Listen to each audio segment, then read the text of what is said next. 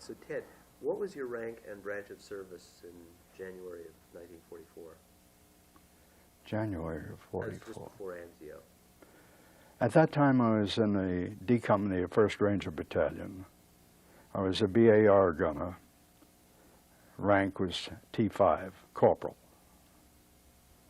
And where were you just before Anzio? Had you seen battle? Or? Oh, yes.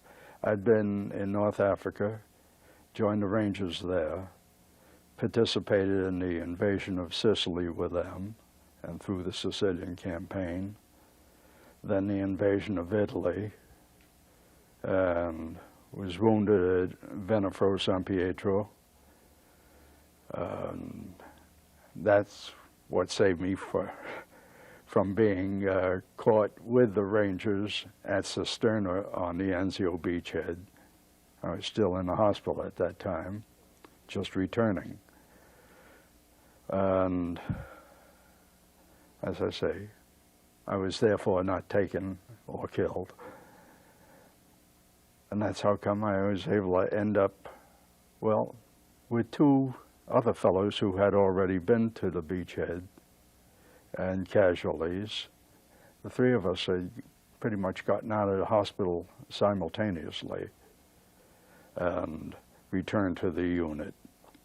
We had been together since North Africa, and their company, they had transferred to the Cannon Company, which was the half-tracks with the French 75s that Darby had acquired. Darby was the person who had founded the Rangers, and he had seen the need for close support in North Africa, and so had acquired these, what were the original tank destroyers, which were no longer suitable for that function, but were excellent for close support,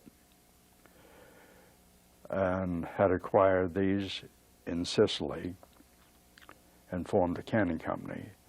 These two brothers had transferred from D Company of the 1st Battalion to the Cannons, and the three of us got together since my company no longer existed, that is D Company,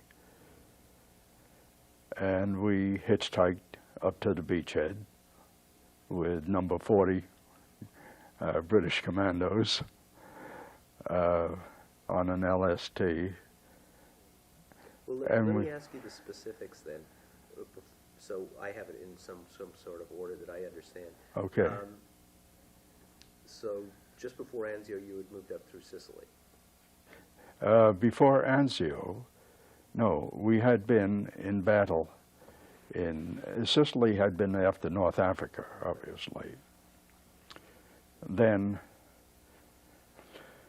after Sicily came the invasion of Italy at Maiori, which was the extreme west flank and pivot point of the, what here was known as the Salerno landing. And our function was to hold while the American forces, the British forces, pivoted on us and swung up into position to advance on Nice. By the way, we picked up a Presidential Unit citation for that operation, in that we were officially credited with holding off 8 times our number. Unofficially, it was more. What were the other men in your outfit like?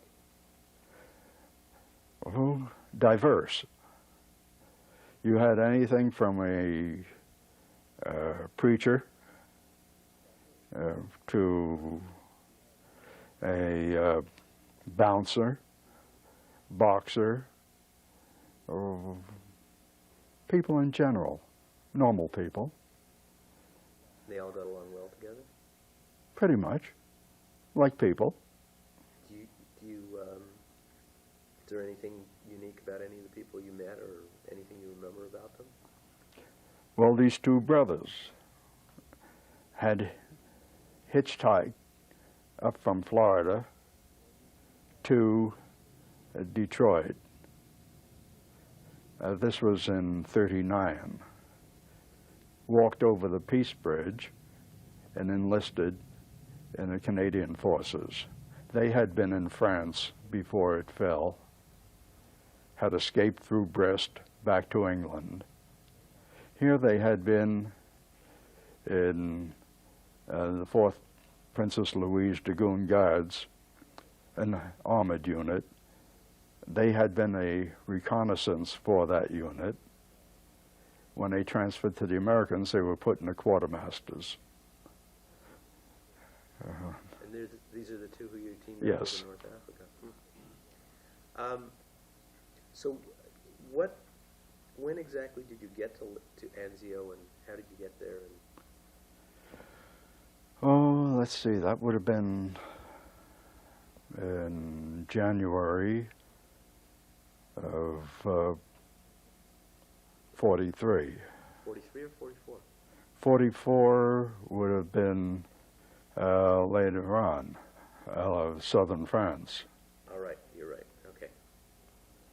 Got my numbers wrong. Okay, so how did you end up in Anzio Well, as I say, these two brothers had been casualties at Anzio when they tried to get into Cisterna, and I had been a casualty at Venafro San Pietro and had been shipped back to Africa and had just returned from the hospital there, and the three of us got together at Lucrino, which was a Ranger rear. And since my company no longer existed, as I stated, their company now did exist, a canning company. We hitchhiked up to the beachhead on an LST, and I joined the canning company. In other words, I went AWOL from Ranger rear, the three of us did, and went up to the beachhead. And what did you see at what was happening there? Well, happily, things were quiet the day we landed there.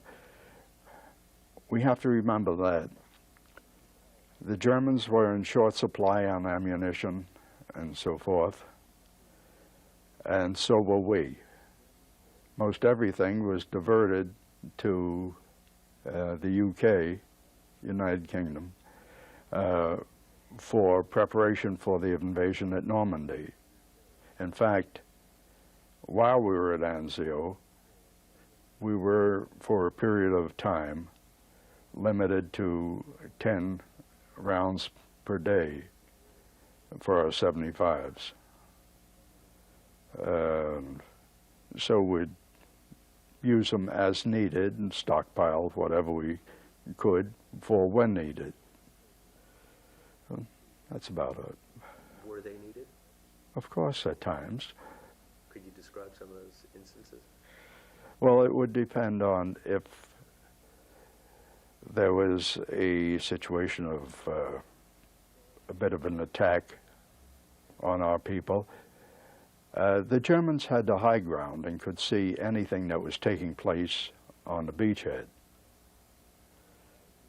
And so there wasn't much movement by day on the lines. And then there would be patrols at night. We were being used pretty much solely as artillery at that time.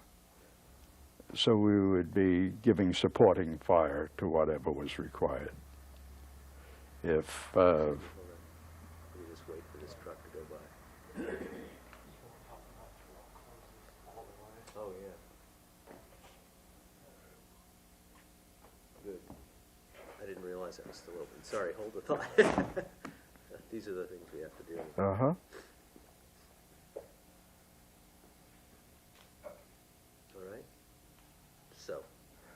So if anything started to take place, Jerry would be attacking, or some of our patrols would need some support. That would be provided by our company. And let's see, so you were pretty much dug in there? Yes. Correct. What was the daily routine when you were dug in? Oh, we had built ourselves a bit of a luxury facility. We had paved the entry to our dugout. Again, these two brothers and I stuck together pretty well, and we had made this dugout with beams over it. It was into an embankment, and then sandbags on the beams.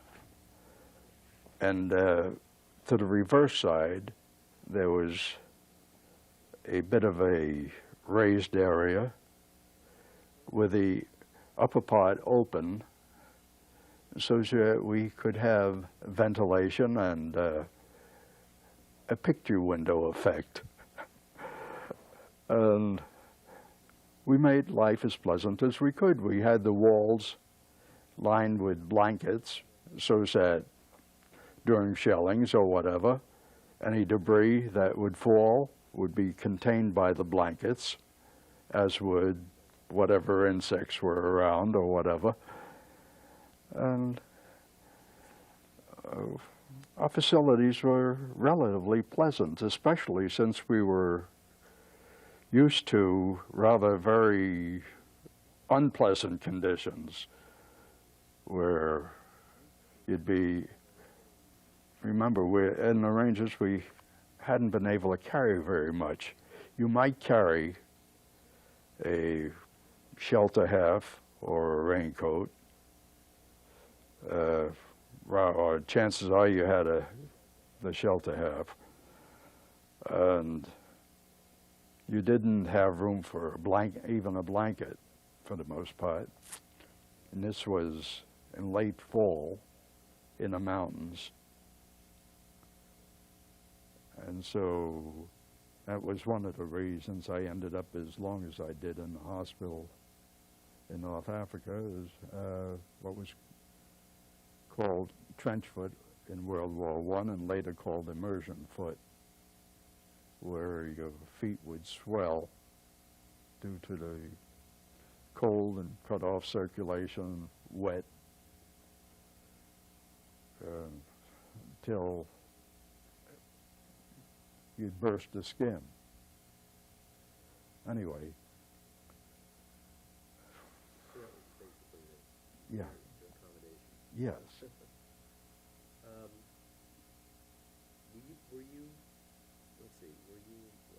Were you among advancing troops who met the Germans on the way to the Alban Hills? Do you want to question what that says to you? Yes. On the breakout of Anzio, our half-track, unfortunately, had a mortar bomb land alongside of it. The assistant gunner was under the gun shield at the time, on the side where the bomb impacted, and he was bleeding from the ears and so forth from concussion, since the conical shape of the gun shield would concentrate the effects. And that was fortunate for us in a way, in that a major who we did not know or anything directed us to take out that Tiger. Tiger being a Mark 6 tank, which carried an 88 millimeter cannon and many inches of armor, and it had already taken out 6 Sherman tanks. And our little half-track had a half-inch frontal armor and quarter-inch side armor, and our French 75, on impact against the Tiger's armor, would merely drop off. So we told him, most certainly, as soon as we bring this man to the aid station, which we brought our man to the aid station, but we did not go back there. But yes, we made the breakout, and that night on the drive to Artina, I was sacking out on the bed of the half-track when apparently it was put out of operation somehow. Whether it was a mine or tipped over or what, I didn't know. Anyway, I was pinned under the ammo as the track was on its side. Gasoline was leaking. I could see a guy approaching, smoking a cigarette. Last thing I remember was saying, "Stop that, man!" And that was that. The guys say, after they got me out of the ammo, helped with whatever, but they noticed I wasn't performing normally.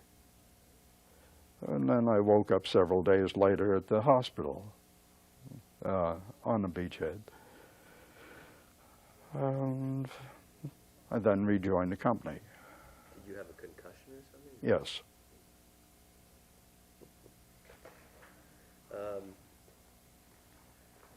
The weather was not that terrific when you were in Italy, is that correct? Yeah.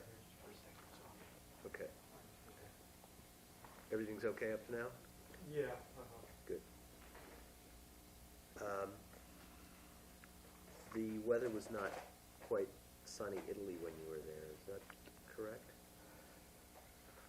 Excuse me, When he's yeah. Okay. the weather at the time of Venafro, San Pietro, was rather inclement. Rain, cold, and no, it was not pleasant. It was not sunny Italy. We had enjoyed sunny Italy in Sicily before. At that time, it was lovely. We were there at the time when the grapes were ripe, melons were ripe. It was pleasant. And what about at Anzio then? At Anzio, the civilians had been pretty much evacuated. You did have some cattle around and poultry and stuff like that. So that made that part a little more pleasant as far as foodstuffs. The weather, not too bad. Now, at what point in the operation at Anzio did you actually get there? I got there in January, which was about maybe 2 weeks after the initial landing. I was there, well, the 1st Special Service Force was there 99 days, and I had been there before they arrived, so it was something over 100. And it was pretty much holding that position that you were there? Yes. Could you just say that in a sentence? Okay. This canning company, as I had described, was being used to support the rifle companies, the line companies, with firepower directed by our forward observers on whatever situations were required. That was our prime and almost sole function while on the beachhead.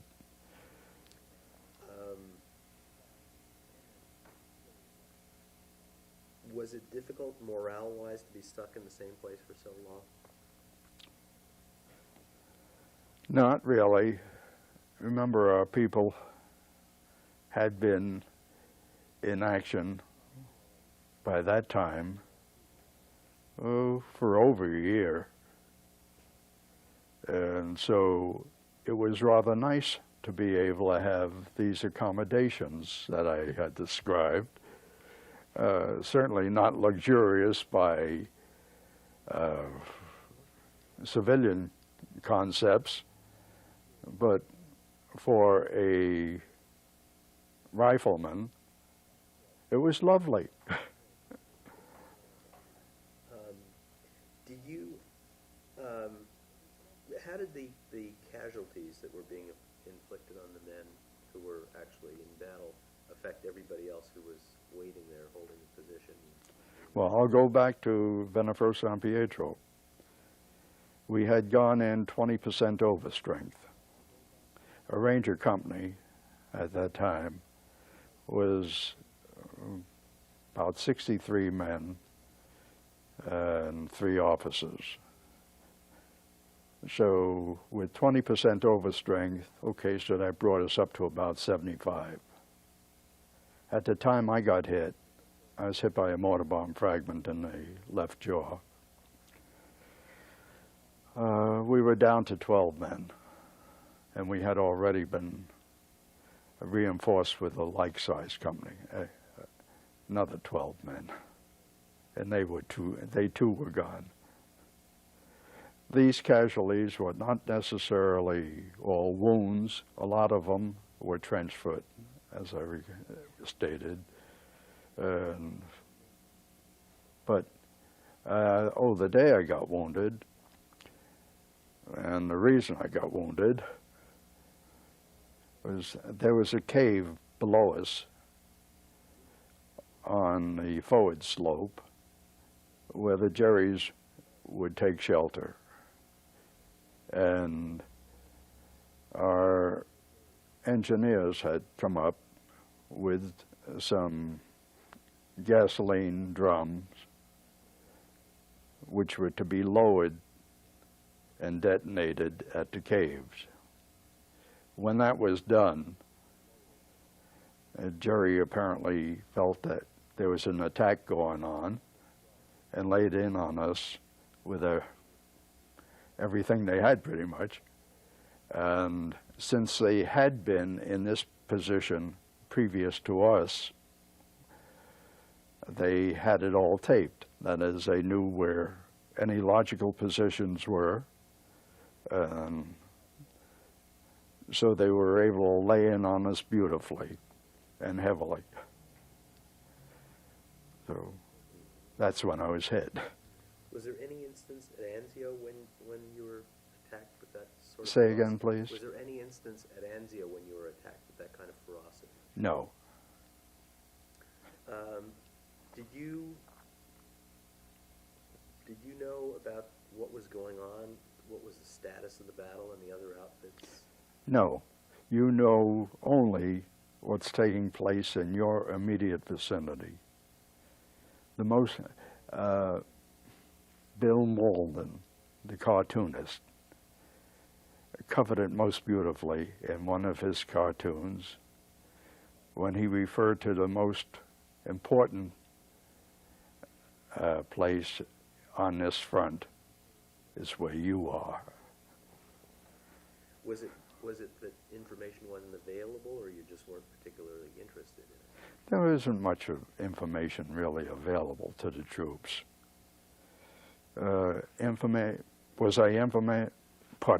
Was I interested? Yes, exceedingly. Among my favorite reading materials was intelligence bulletins, which weren't that available, but every once in a while I'd pick up some. One I remember was on a little item on a Japanese glass line, non-metallic, so that it would not be readily detectable with a mine detector, and glass, so that put in streams, it would blend in with the water. I never even heard. No. That's why I remark about it, because it was an unusual item. What about the monster gun called Anzio Annie? Mm-hmm. Can you talk about that at all? Pardon? Could you talk about that at all? Not really. There isn't much that I know about. Being situated where we were not disturbed by that. The people who would be in the port area back in the rear. That was one of the times when it was far better to be up front than in the rear. Another item along those lines of Anzio Annie, it was the first place I ever saw a buzz bomb. You know, a missile propelled by a pulse jet engine and just randomly directed into the area. When it ran out of fuel, it fell. And again, it was directed at the port area. I didn't know they used those. Yeah.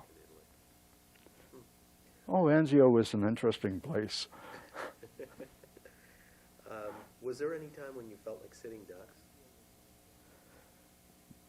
As I described, the Germans were in the mountains and could see everything taking place on the beachhead.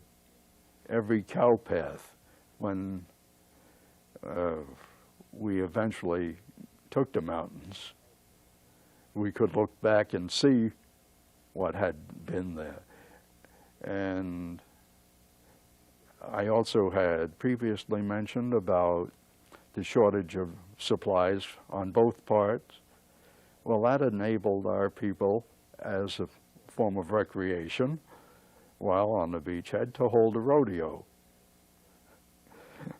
Or we would play volleyball, because happily they didn't have the ammunition to waste on incidents like that. They would use it, most certainly use it when needed, but not for recreational activities. So this was basically two armies at a standoff. Much so. And when the weather got better in May and allowed, Allied armies to get through, what happened then? Well, that's when we had this. We broke out, and as I described, we'd had the mortar bomb land alongside of us, and yes, we had made the breakout, and there wasn't much I could say because, as I said, I was a casualty, and so I missed part of it.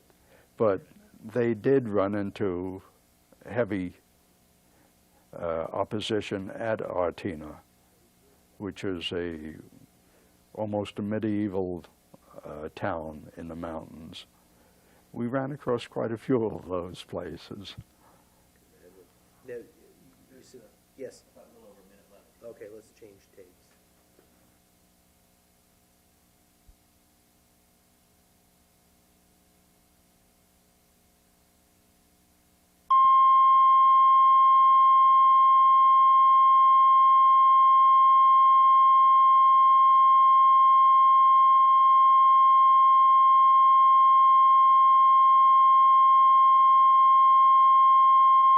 You ready, Doug? Yep. You're rolling, Speedy? Okay, so if you want to explain about the black devil. This emblem that I'm wearing is a logo for the 1st Special Service Force Association, the people that we're talking about. And the Black Devil is the name applied to our forces by the Germans, the Schwarze Teufel. And the reason for it was for purposes of camouflage, which we didn't have the camouflage paste that is now applied. We used burned cork to blacken our face and hands, and so break up the reflection and so forth, make it a little less visible. And so the name was applied by the Germans. When did you find that? When did they find out about this? When the Germans were captured? In some papers Correspondence. that we picked up. Interesting. Mhm. So after your injury, you were taken to, you said you were, oh, no, sorry. You're Which not- one? I'm sorry. You took the injured person to the hospital, so you didn't have to didn't have to deal with the The tiger. Okay, and that's when all this was moving. And then they found other means of taking out the tiger, which is a lot more logical than sending a little old half-track against the tiger. So what happened to you after you reported to the hospital and then went back? Oh, got back to the unit, and we then were in a town of, I believe it was Colafero, and we secured that town and held it for the while. We were, at that time, diverted to the French forces when our company had gone in. It was occupied by the Gooms, the Gooms are French colonial troops from North Africa. Irregular, and acting accordingly. There's a lot of rape and pillage and so forth. And so they were happy to see us instead. That is, the civilians were. So you did not get to Rome after? Our force did go to Rome. The 1st Special Service Force was accredited with being the first into Rome. That's disputed by some other units, of course, but that's common state. So from there, how did you end up in, first of all, now since this is for a different episode, if we could start again, and so this is southern France now. How did you end up in southern France? Well, we could continue from after Anzio. We went into rest. Correction. After Anzio, and we had gone on to Rome. After securing Rome, we went into rest at Lago Albano, which is where Castel Gandolfo is located, the papal summer home. And again, they had the French troops in the area with their gooms, but we had no problems there. And it was a rest area. We could recuperate. And we then will move south to, I believe it was Santa Maria de Castellabate, where we prepared for southern France, given rubber boats, since the function of the 1st Special Service Force, which was part of the 1st Allied Airborne Task Force, commanded by General Fredericks, who had formerly commanded the 1st Special Service Force. When the function of the 1st Special Service Force was to take out, prior to the landing, the main landings, a couple of islands off of, was it Toulon? I forget. I believe it was Toulon, which is just east of Marseille a little ways. And these were referred to as the Yale.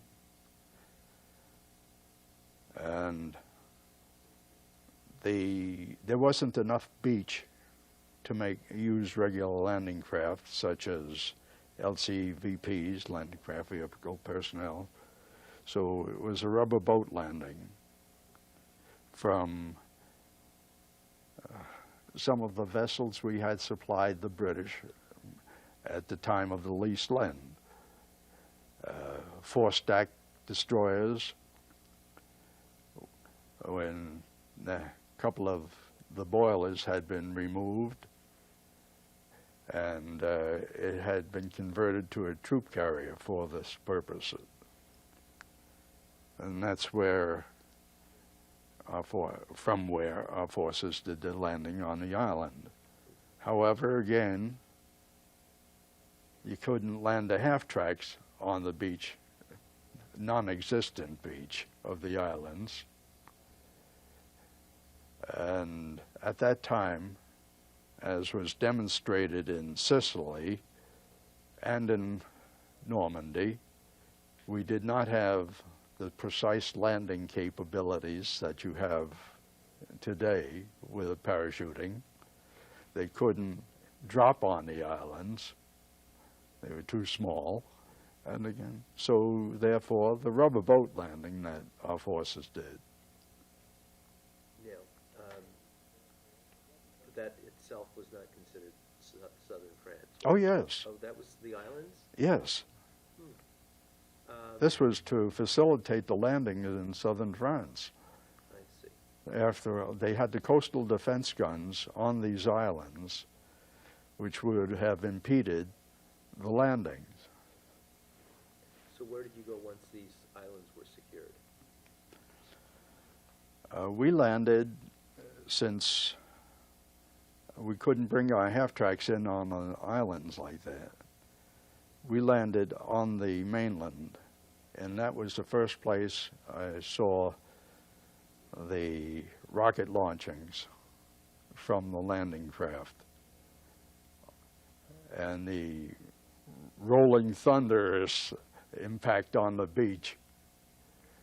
Almost felt sorry for the guys there.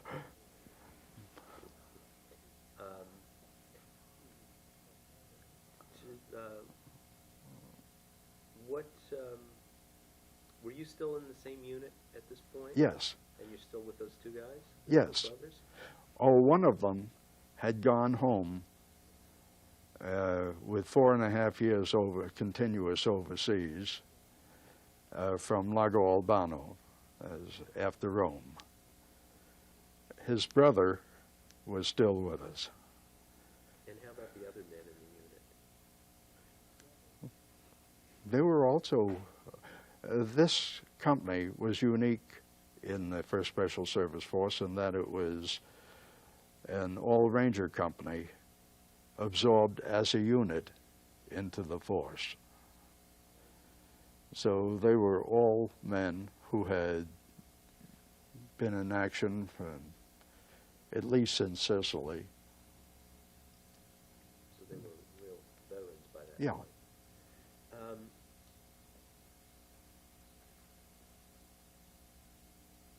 When you were on the ship, I guess, let's see, you were transported from Italy to Southern France. You said on ship, on those Yes. English carriers. Do you remember any religious services on that? No. Because we had some film of that, and I didn't know whether you had anything like that. Now, I also have film of what appears to be frogmen going under water and cutting through some netting or something. You know what that was? Underwater demolitions? Yeah, but it didn't look like they were planting any demolition. They were just... No, they would be clearing the areas. So what was the... Could you just talk about that unit at all? No, I can't. Oh, 'cause, so they were just clearing the area for the landing crafts Mhm. and the whatever was going to come through. So how smooth was the landing when you landed? I had described seeing the rocket launchings, and they cleared the beach nicely. I had participated in the invasion of Sicily back with the Rangers. This was much easier. Now, remember, so the opposition was light by the time you... Yes. Do you remember any barrage balloons on the beach?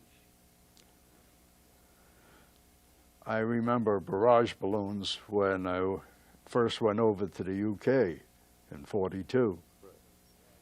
No, not at southern France. I wonder if somebody snuck in some footage there that didn't belong. But it was a beach. And I'm not going to say that it wasn't there. I see. It could have been, say, if they're someplace, I only could see what was in my immediate vicinity. What was the purpose of the barrage balloons exactly? For aircraft, as an anti-aircraft system, to prevent them from coming in low and strafing and so forth, or low-level bombing.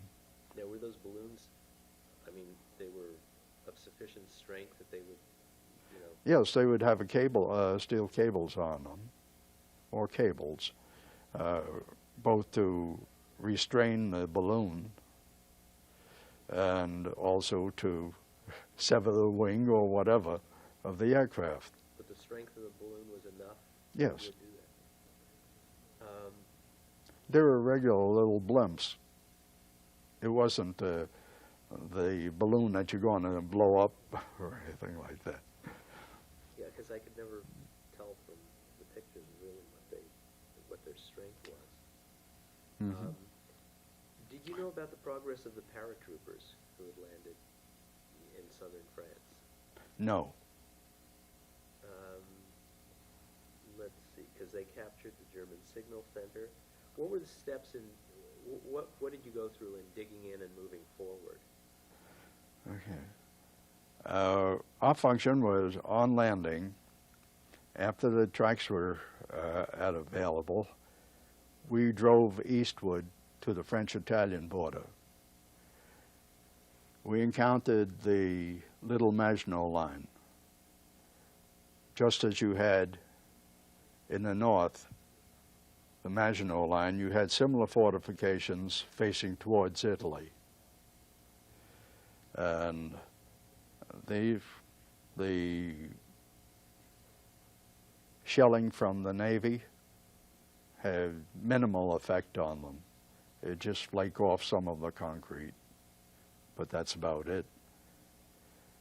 And coming in from the rear, from the shore, they were not able to bring the same guns, that their defenses were primarily again on the beach. It was the first place I ever saw a breech-loading mortar, 81 millimeter, or thereabouts. That was within this Little Maginot Line. They had anti-tank moats around them. The mortar was situated to fire out over the moat and impact on the beach.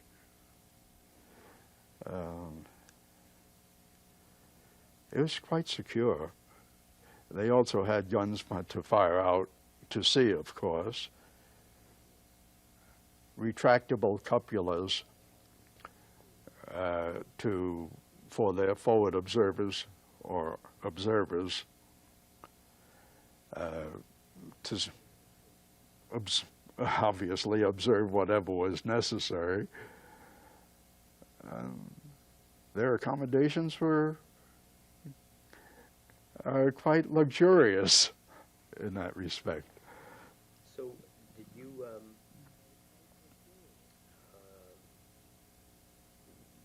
you take these fortifications? Yes. So, could you talk about that? Mm-hmm. Yes, we liberated the town of Grasse, for example, which is a perfume center. That's why that was memorable. Another place we liberated was Cagnes-sur-le-Mer. There, the Jerry's had just pulled out And we were the first American troops these locals had seen. And of course they didn't know but that the Jerries would be counterattacking since we were such a small force, our half-track and a few others. Most of them stayed away. There was this one family, a mother and 3 daughters, who supplied us with hot water, and a son, who supplied us with hot water, for example, to go with our rations. So they were happy to see you. Right? Oh yes.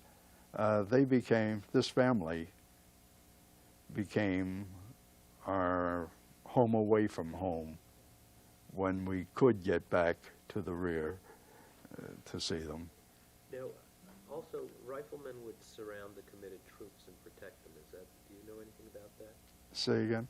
Riflemen would surround the troops who were committed to Yes. the location and surround them and protect them? The idea, you're saying riflemen, whose riflemen? Are you referring to the FFI? That is the French partisans? No. You're talking about our forces? Yes, theoretically, yes, that's what would be the case. The line companies, the riflemen, would be in advance and so forth. However, that was not the case with our type of unit. We would be in front of the riflemen. We would be doing our own reconnaissance for the force in general. And that's why we were the first in to liberate some of these places rather than it being a rifle company. We had the mobility, we had the firepower, and we had the experience. So, yes, ours was a little bit different type of unit. Did you see Germans surrendering? We had one fellow with us. His name was Monash. He had been born in Berlin. And he had been able to get to the States while he was still a kid, and this would have been in the 30s. He joined the Army, or came into American forces and joined the Rangers. In Italy, he was able to, through his Berlin accent, talk a patrol into surrendering. In southern France, he was in this cannon company that I referred to. And there was a whole company of Germans who were concerned about surrendering to the French forces, but he was able to talk them into surrendering to our cannon company. So yes, we saw some prisoners. How many were there?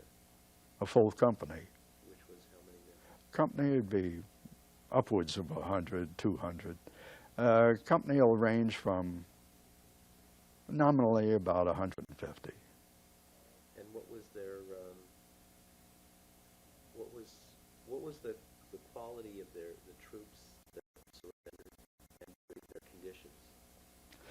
Well, by that time, the troops are beginning to be a lot of young kids and older men, no longer the Hermann Göring Division type or Fallschirmtruppen as parachuters.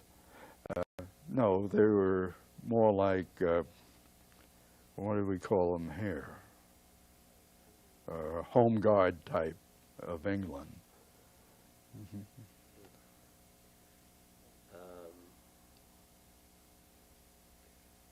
When the German Germans surrendered, what did that do for Allied morale? Naturally, we were extremely pleased. We'd rather capture them than fight them. Were there still enemy pockets of resistance? Oh, yes. Especially so since they had, as I said before, that we had moved on eastward to the French-Italian border. Since these were two different armies, Italy was controlled by the American Fifth Army. Southern France, it was the Seventh Army. And so we could not go on into Italy, nor did we care to.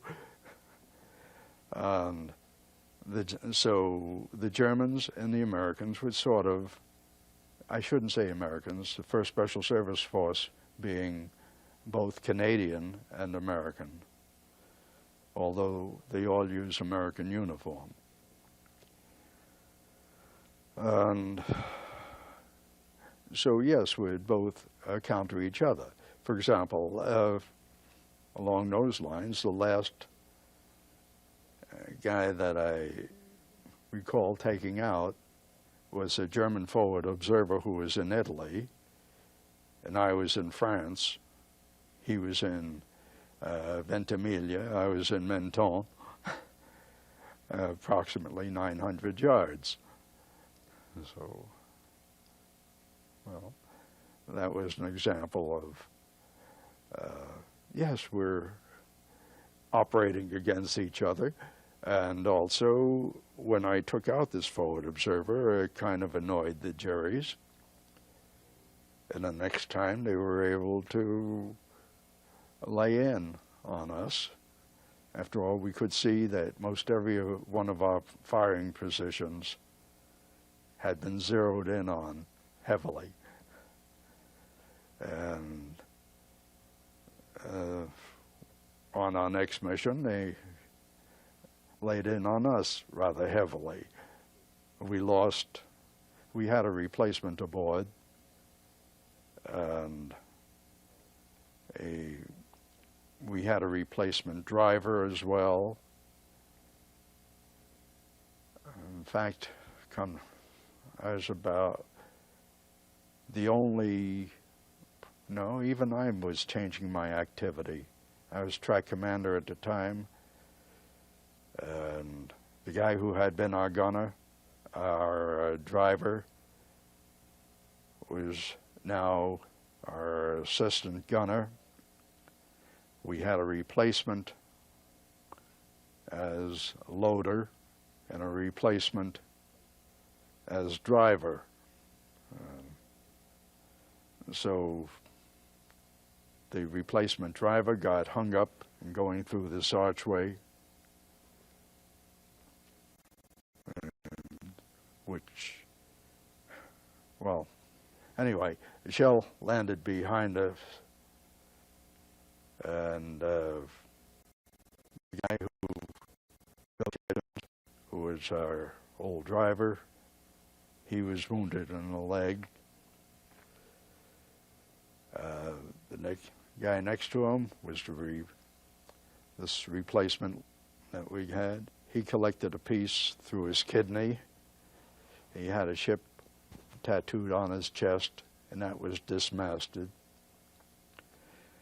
And I got a hip pocket wound.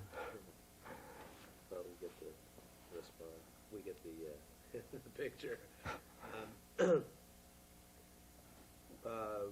let's see. Did you see any French resistance fighters? Yes. All right. What was your working with them? Oh, they helped us since we were operating. French resistance fighters? Okay. The French resistance fighters, there were the FFI, les Forces Françaises d'Intérieur, and there was the Francs-Tireurs, the Franks being the old French going back to antiquity. And there was FN now. Well, okay, I'll stop there. I don't really remember precisely. Anyway, what it amounted to, the Funkturelle were more communist-oriented. The FFI were less so. And so we were able to work with the FFI in helping us in carrying supplies up and so forth anyway. Were they a source of intelligence for you? We had to be, yes, but you had to be careful on that too. And that one could be a double agent, but I don't know. Interesting. One of the first things I noticed in going through France while we were doing the liberating,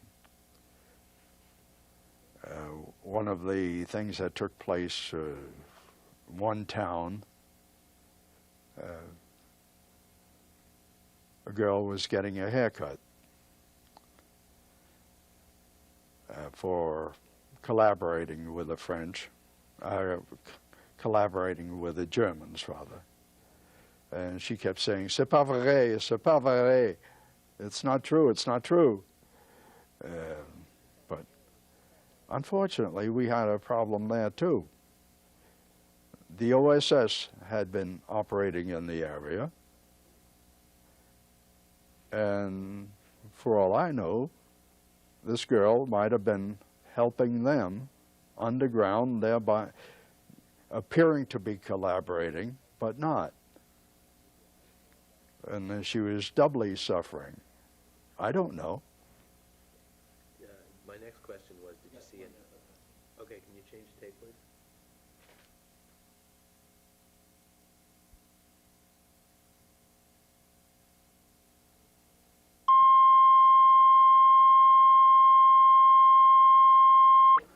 Now we're good.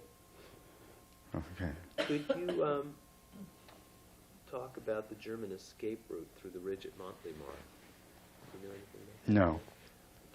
Were you in the area encircling Toulon? No. No, we had moved eastward, To the Italian border? French-Italian border. Did you?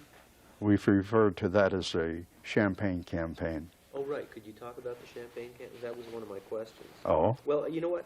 In fact, why don't I'll get to that. okay. I think you mentioned this somewhat, but could you address it specifically? How did the French welcome you as you went through the towns? Quite nicely. Could you say that the French were happy to see us or whatever? Oh, definitely. No, could you say it as a sentence? The French were quite happy to see us, as I have this photo of our half-track going through this Nice specifically, and the civilians all around us quite happy, obviously happy. Then there had been a little photo of our half-track liberating a little village up in the mountains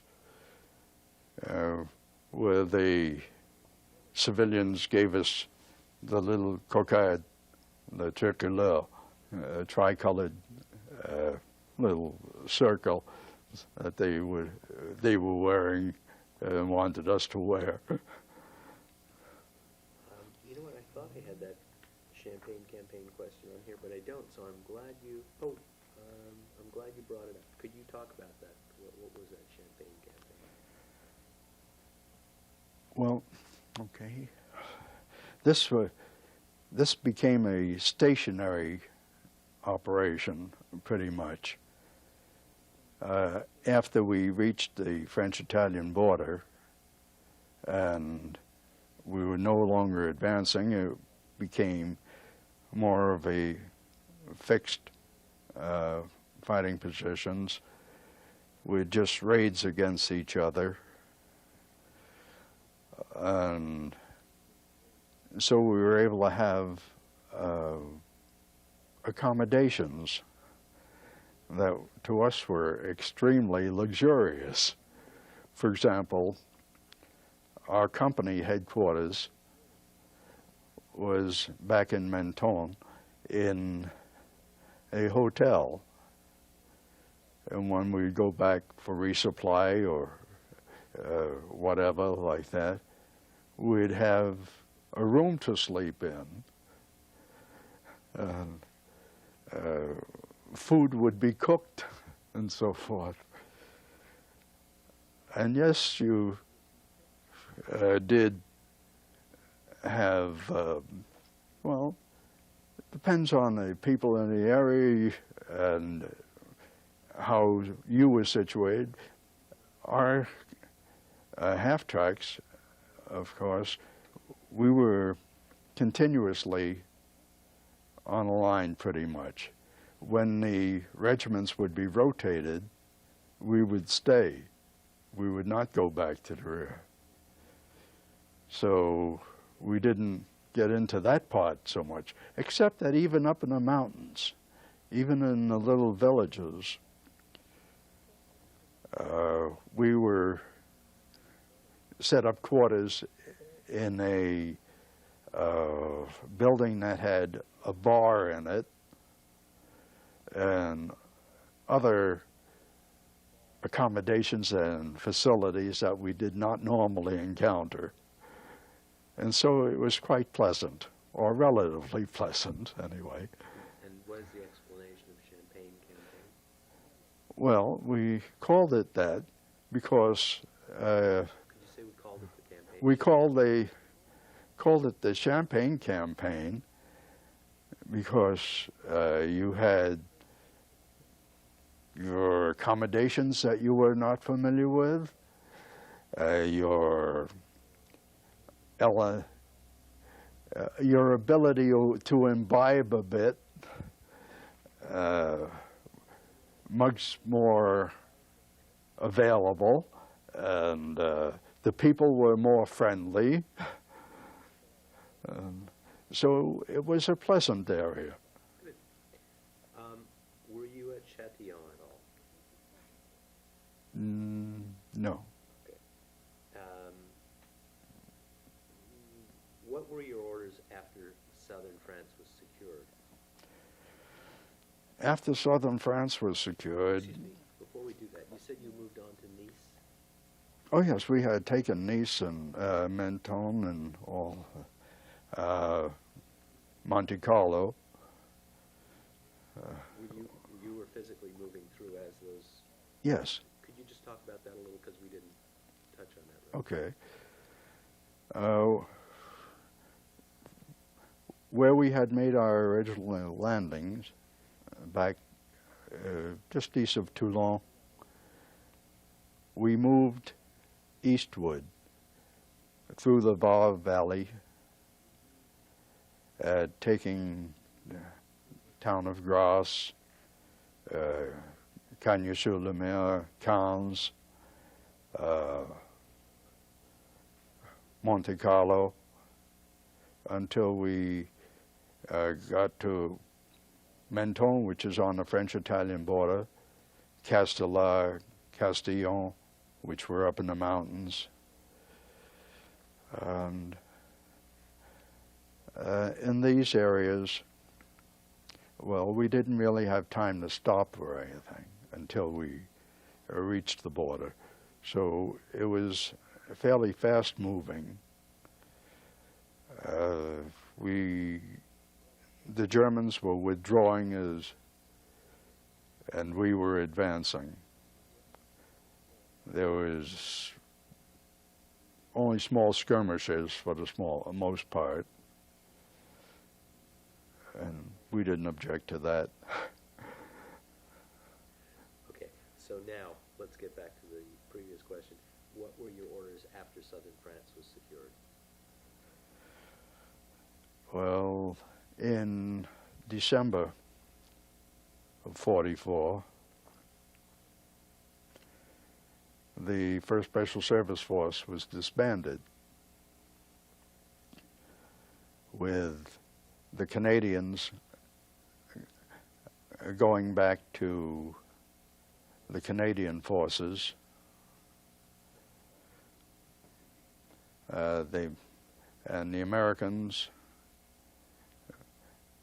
being divided up again into unit, some of the guys going to the 82nd Airborne, some to the 101st, and those of us who are from the Rangers and some others of the force were combined, were to be combined after we moved up to Normandy area with the 99th Battalion, Norwegian Americans, to form the 474 Infantry Regiment separate. And they then initially were to be, our half-tracks, our cannon company, was to be used to counter the Germans who were operating from the Channel Islands and pulling the raids. We had the mobility and the firepower and the motivation to counter them. The force was then, the 474 was then used to on some fairly interesting operations. You've heard of the treasures in some of the mines, the pictorial and gold. They guarded them. They became might say a constabulary force for them a moment. And after that, they were moved up to Norway with the British Airborne. They meaning you included? I, at that time, went home. By the way, the brother, the second brother, went home from southern France with 5 years overseas. I went home. I was caught in a gasoline fire in Normandy at Bonneville and sent back to England for hospitalization, and then got back to France in time for the capitulation or peace in Europe. And then I went home after 3 years overseas. There was some controversy over whether Operation Dragoon in southern France was at all necessary. Did you hear about that at all? Again, the troops did not hear anything of any sort like that. You received very little in the way of information or even rumors. You only knew what was taking place with your unit. Just very briefly, what did you do after the war? Just in a couple of sentences. Oh boy. Initially, employment, then school, and primarily schooling, and ultimately I ended up with